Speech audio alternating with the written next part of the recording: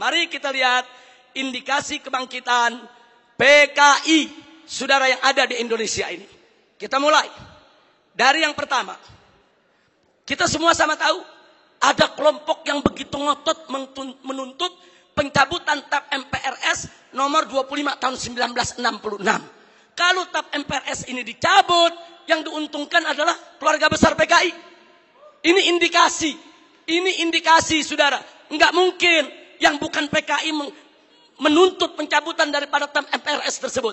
Karena kalau TAP MPRS nomor 25 tahun 66 dicabut, yang untung bukan umat Islam, yang untung bukan tentara, yang untung bukan polisi, bukan, yang untung bukan negara, yang untung adalah kader-kader PKI. Nah, sekarang yang kedua, saudara, sebelum tahun 1998, sejarah pengkhianatan PKI di Madiun 1948 maupun G30S PKI 1965 itu tercantum, diceritakan dalam sejarah Indonesia, masuk dalam kurikulum. Jadi dari tahun 1965 sampai 1998, sejarah pengkhianatan PKI merupakan bagian daripada kurikulum pendidikan untuk pelajaran sejarah Indonesia. Tapi begitu masuk reformasi 98, saudara, pelajaran tentang pengkhianatan PKI baik di Madiun 1948 maupun G30S PKI 1965 dihapuskan dari kurikulum pendidikan. Saya bertanya-tanya, siapa ini manusia yang punya kekuatan bisa menghapus materi pengkhianatan PKI dari kurikulum? Ini bukan seorang biasa, saudara. Dia punya kekuatan politik, dia punya kekuatan ekonomi, dia punya kekuatan sosial. Kalau hanya rakyat jelata biasa, nggak mungkin dia bisa menghapus daripada pelajaran pengkhianatan PKI dari kurikulum pendidikan Indonesia, saudara. Dan dampaknya serius. Sejak tahun 98 sampai hari ini, saudara. Sampai hari ini, saudara, apa yang terjadi? Yuk, mari kita lihat, saudara. Anak-anak SD, SMP, SMA yang di tahun 98, saudara, baru mulai mencicipi sekolah, mereka nggak dapat lagi pelajaran tentang pengkhianatan PKI.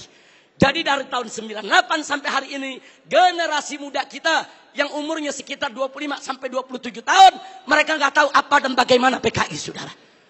Saudara, ini kurikulum ini penting. Kurikulum ini membentuk daripada ideologi bangsa. Kurikulum ini membentuk pemikiran filsafat bangsa. Kalau sudah dihapuskan dari kurikulum, jangan kaget kalau anak-anak muda kita saat ini umur 20-an, saudara, 25 atau 27 ke bawah, tidak ada yang tahu PKI. Bahkan mereka merasa bangga pakai kaos dengan gambar Palu Arit karena ketidaktahuan mereka, saudara. Sebelum tahun 98, saudara, televisi nasional khususnya TVRI setiap tanggal 30 September selalu memutar ulang film tentang pengkhianatan G30S PKI. Hingga dari Sabang sampai Merauke, dari gunung sampai ke lembah, orang di kampung-kampung nonton film tersebut, saudara. Mereka tahu betapa biadabnya PKI, betapa zalimnya PKI, betapa pengkhianatan yang dilakukan oleh PKI.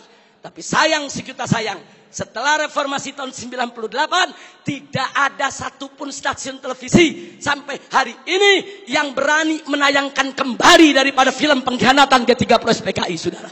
Ada apa? Siapa itu orang yang bisa nakut-nakuti televisi?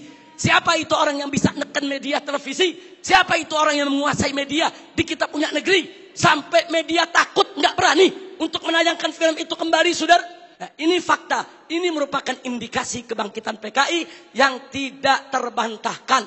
Omong kosong kalau ada mengatakan PKI tidak akan bangkit. Omong kosong kalau ada mengatakan PKI akan bangkit atau PKI ini sudah final, tidak akan bangkit lagi. Omong kosong, saudara. PKI sedang bergerak. PKI akan bangkit kembali. PKI akan melibas kita semua kalau kita tidak merapatkan barisan dari sekarang, saudara. Dulu sebelum 98 ada Litsus, penelitian khusus bagi pejabat publik di Indonesia, saudara. Seseorang ingin jadi gubernur, ingin jadi kepala daerah, apalagi mau jadi menteri, saudara. Ada penelitian khusus. Siapa dia? Bagaimana ideologinya? Apa keterkaitannya dengan PKI, saudara? Kalau terbukti ada keterkaitan dengan PKI, apalagi mengusung ideologi PKI, tidak akan pernah dilantik oleh negara sebagai pejabat publik, saudara. Tapi semenjak tahun 1998, Litsus ditiadakan. Nah, kemudian baik yang kelima, saudara. putra-putri PKI keturunannya masuk ke partai-partai politik, masuk ke instansi lembaga-lembaga negara, saudara. Dan dari sanalah, saudara, mereka mempengaruhi kebijakan-kebijakan untuk keuntungan PKI. Baik, yang keenam, mari kita lihat lagi, saudara. Kita tidak boleh menutup mata. Sejak tahun 1998, begitu banyak buku-buku yang membela PKI. Dibagikan secara gratis, dijual dengan bebas di toko-toko buku, saudara. Pemerintah kita nggak mampu untuk melakukan tindakan apapun. Real, fakta, saudara. Bahkan ada satu anggota dewan, pimpinan satu komisi di DPR RI, saudara, begitu bangga mengarang buku mengatakan dengan judul "Aku Bangga Jadi Anak PKI". Nggak sampai di situ, bahkan dia karang buku lagi dengan judul "Anak PKI Masuk Parlemen". Seolah-olah dia ingin meledek semua yang anti PKI. Manusia-manusia Indonesia yang anti PKI, ada urusan apa dengan kalian? Aku bangga jadi anak PKI. Bangsa Indonesia yang anti PKI, ada apa dengan kalian benci PKI? Ada apa musuh PKI? Aku anak PKI masuk parlemen dan aku bangga menjadi anak PKI. Inna lillahi wa inna ilaihi raji'un. Ini indikasi. Yang ngomong yang sebelah sana. Mari kita lihat yang nomor 7. Saudara, adanya usulan RUU KKR, Komisi Kebenaran dan Rekonsiliasi. Ini juga tidak lepas dari peran-peran untuk kepentingan PKI. Kemudian yang ke-8, bagaimana Komnas HAM, luar biasa, saudara. Berikut LSM liberal yang menjadi LSM komprador. Saudara, yang bersuara untuk kepentingan asing, juga mereka semua bersuara untuk membela PKI. Yang ke-9, maaf saudara, ya ada bantuan Cina kepada Indonesia, berikut kompensasinya. Saya tidak campur urusan ekonomi negeri ini, saudara. Tapi kalau sudah bantuan dari negara komunis Cina ke Indonesia dengan kompensasi tenaga kerja yang masuk Indonesia, wajib untuk diwaspadai, saudara. Nah, kemudian jangan lupa yang ke-10, saudara, ada beberapa parpol, bukan satu, yang terang-terangan mengirim kader-kadernya ke Republik Rakyat Cina untuk ikut pendidikan politik. Mereka dididik oleh Partai Komunis Cina, saudara. Ada apa? Ya, itu hak partai tersebut, itu hak pribadinya, saya tidak ikut campur. Tapi saya sebagai bangsa Indonesia punya hak untuk mewaspadai partai-partai yang menjalin kerjasama dengan Partai Komunis Cina, saudara. Yang ke-11, di mana-mana ada seminar, ada temu kangen, saudara. Di mana-mana ada temu kangen PKI, seminar PKI, saudara. Sementara, saudara, dari pihak aparat keamanan setengah hati untuk membubarkan mereka, saudara. Berapa kali di Taman Ismail Marzuki mereka menggelar acara, bikin kegiatan, saudara.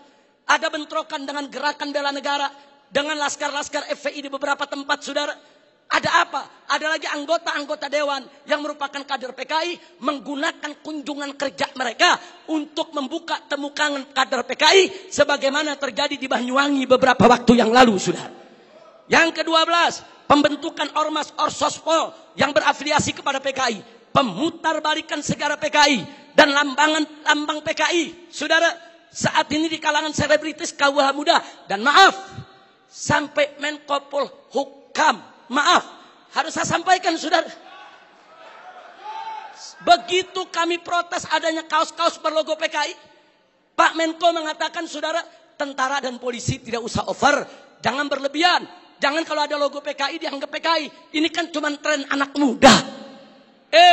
Logo PKI itu termasuk sosialisasi lambang PKI. Itu dilarang, saudara, oleh TAP MPRS nomor 25 tahun 66, dilarang juga oleh Undang-Undang nomor 7 tahun 27 tahun 99, dilarang juga oleh TAP MPR RI nomor 1 tahun 2003, dan dilarang oleh KUHP pasal 107 A, B, C, dan D serta E, saudara. Nggak bisa. Kalau itu sudah masuk larangan, seorang Menko Polhukam tidak berhak melindungi logo Palu Arit hanya dengan alasan itu adalah tren kaula muda, saudara. Takbir, Allahu Akbar, merdeka.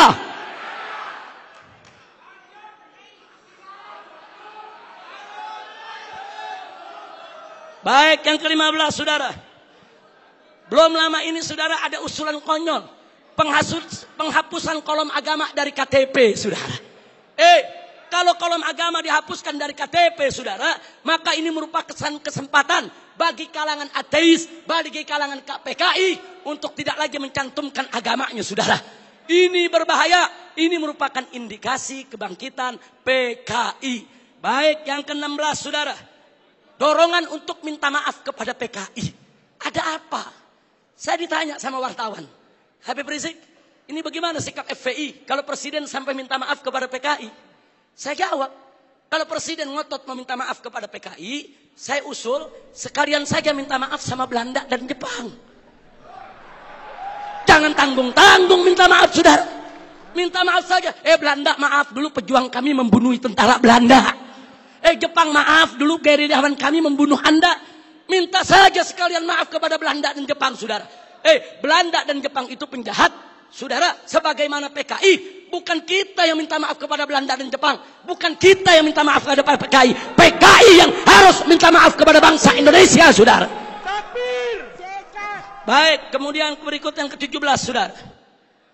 Maaf, sekarang ini ada jargon revolusi mental. PDIP juga. Kalau yang dimaksud revolusi mental adalah revolusi akhlak, revolusi moral, revolusi budi pekerti, dari tidak baik menjadi baik, tentu kami dari FPI akan sangat-sangat mendukung. Tapi kalau yang dimaksud revolusi mental adalah membebaskan jiwa dari ikatan agama, membebaskan jiwa daripada aturan hukum Tuhan, sebagaimana yang pernah disuarakan oleh Karl Marx, sebagaimana di tahun 50-an pernah dikampanyekan oleh PKI. Ini jargon PKI dulu, saudara. Nah, kalau itu yang dimaksud, kami menolak istilah revolusi mental kalau hanya memberikan kesempatan kepada PKI untuk bangkit, ya, kawan. 19, saudara. Saat ini di beberapa karnaval, bagaimana tokoh-tokoh PKI, saudara, seperti Aidit, seperti Nyoto, saudara, itu dibawa-bawa, diusung-usung. Bahkan dalam karnaval peringatan HUT RI di Madura, saudara, di Sumatera Barat, kemudian di Jawa Timur. Ada apa kalau ini bukan indikasi kebangkitan mereka? Dan yang ke-19, saudara, maaf, beberapa waktu yang lalu juga ada simposium di Arya Duta. Saudara, ya, tujuan pemerintah baik, dimonopoli oleh pemerintah, bagus tujuannya, saudara. Tapi sayang sejuta sayang, saudara, ternyata simposium tersebut, saudara, hanya menguntungkan kader-kader PKI ketimbang kader-kader bangsa Indonesia sendiri, saudara. Nah, karena itu, saudara, yang terakhir, yang ke-20, saudara. Ada jenderal PKI. Yang terakhir, saya sedih, kecewa bercampur marah. Begitu saya saksikan di ELC, saudara, Indonesia Lawyer Club, di salah satu sebuah stasiun televisi, saudara, ada tokoh yang mengatakan kalau PKI itu hanya korban. Kalau PKI itu korban, penjahatnya siapa?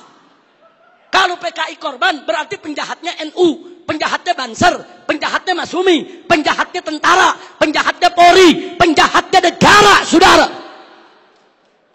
Nah, maka itu, saudara, ya kalau korbannya PKI, berarti penjahatnya Nahdlatul Ulama NU, berarti penjahatnya Muhammadiyah. Enaknya, saudara, umat Islam ini dianggap semua sebagai pelaku kejahatan. Ini kita tidak terima. Kepada yang bersangkutan, kalau ingin simpatik kepada PKI itu urusanmu. Tapi jangan coba-coba mengatakan mereka korban. Itu akan menyinggung perasaan jutaan umat Islam di Indonesia. Baik, saudara. Saya di sini tidak mau sebentar karena waktu sudah sebentar. Implikasi saya lewatkan dulu. Usulan FPI untuk simposium ini. Ayo kita kembali kepada Pancasila dan Undang-Undang Dasar 1945 yang asli, yang dijiwai Piagam Jakarta sebagaimana amanat dekret Presiden 5 Juli tahun 1959. Takbir! Merdeka! Yang kedua, tolak segala perbuatan dan pemahaman ideologi yang bertentangan dengan nilai luhur ketuhanan yang Maha Esa sebagai jiwa daripada Pancasila. apapun ideologi, pemahaman dan perbuatan yang bertentangan dengan nilai luhur ketuhanan yang Maha Esa harus kita tolak, saudara. Termasuk pemahaman PKI, komunisme, ateisme, kemudian Leninisme, Marxisme, termasuk segala kemunkaran dan kemaksiatan yang bisa mengundang kemurkaan Allah sehingga bisa terjadi yaitu malapetaka dan musibah di negeri kita. Yang ketiga, tegakkan dan laksanakan TAP MPRS nomor 25 tahun 66, Undang-Undang nomor 27 tahun 99, TAP MPRI nomor 1 tahun 2003 dan KUHP pasal 107A sampai E. Karena itu kita serukan TNI dan Polri jangan pernah ragu. Anda semua punya payung hukum untuk menindak, menutup, membubarkan setiap kegiatan PKI di seluruh wilayah NKRI ini, saudara. Kemudian yang keempat, ada 5 poin, saudara. Tolak formalisasi rekonsiliasi dengan PKI. Saudara, saya punya cerita. Di tahun yang lalu, 16 Agustus tahun 2015, kami Ormas Islam itu melakukan long march yang diikuti oleh ratusan ribu umat Islam dari Senayan, Sudirman, Tamrin sampai ke Istana.